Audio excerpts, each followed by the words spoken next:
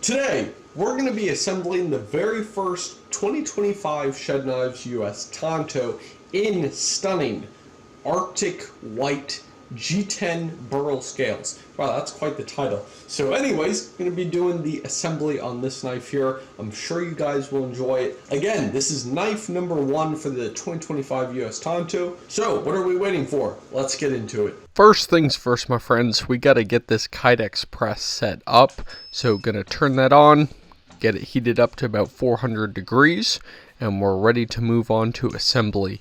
So my components for today are going to be my G10 scales and my liners. They're ivory G10 liners. And next, once I have those sorted, I'm going to put these little brass inserts. I'll show you those up close. So these little inserts, they're actually steel, but they have a brass coating on them. I'm going to hammer them into the knife. They're threaded, and this is really just so my screws can hold on to the knife and they can look clean as well. Also, if for some reason the threads need to be replaced, I can do that as well. And then I'm going to put in the black screws. These are hex or Allen head screws, so going to use my drill to put those on. And I am torquing these as well, so get them on nice and tight. You can take these off and put your own glue on them if you want, if you're going to be super heavy on them, but moderate use, this will do. And they actually hold pretty well, because there's a total of 6. So, beautiful knife there.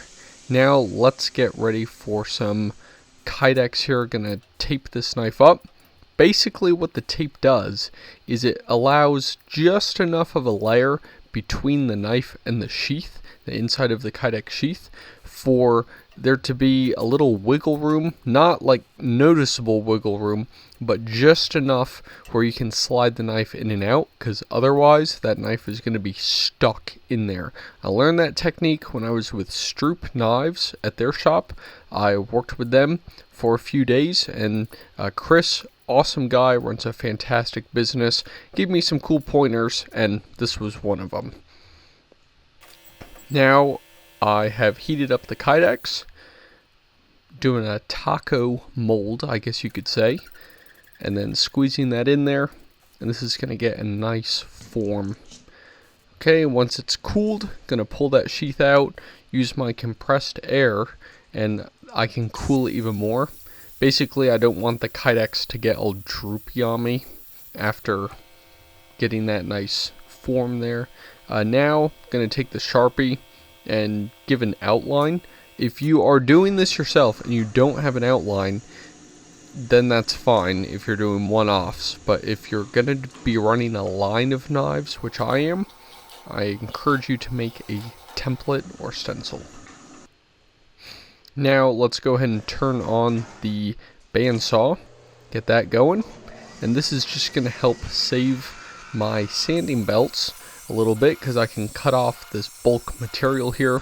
However, if you don't have one of these, then hey, you can sand it off, that's fine.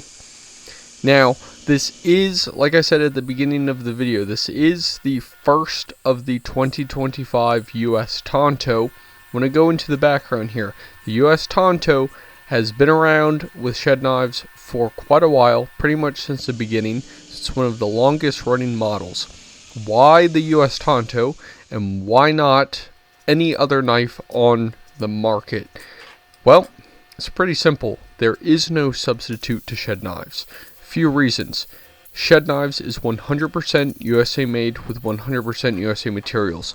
Not many companies and not many people can say both of those things in the same sentence. I can. Also, my knives are built to last.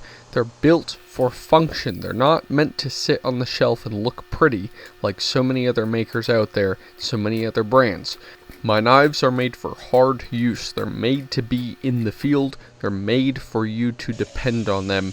And the last thing you want, folks, when you're in the field is for your gear to make you question it. You should not be questioning your gear. And when I have used countless knives in the past, because I am a knife collector, there are some knives, I just don't know if they can handle the task at hand. And let me tell you, all of the 2025 Shedknives models can do just that. Check this out. I put a 2024 skewer blank in the basically belt sander. I don't know what you want to call that part, but the threads came apart, so I was like, the best fit is an Allen head and a 2024 skewer. So anyways, after sharpening, now I'm going to put it on the buffer. If you buff the knife correctly, you can get a very, very sharp knife. If you do it incorrectly, you can have a very dull knife. But as you can see here, extremely sharp. Now I'm going to take some ballistol and just wipe the knife down. This is going to keep it from really corroding, really reduce any chance of it corroding in the sheath. This is 154 cm steel, so the probability of corrosion is very low just in general, but this helps make it look nice, helps it slide in and out of the sheath.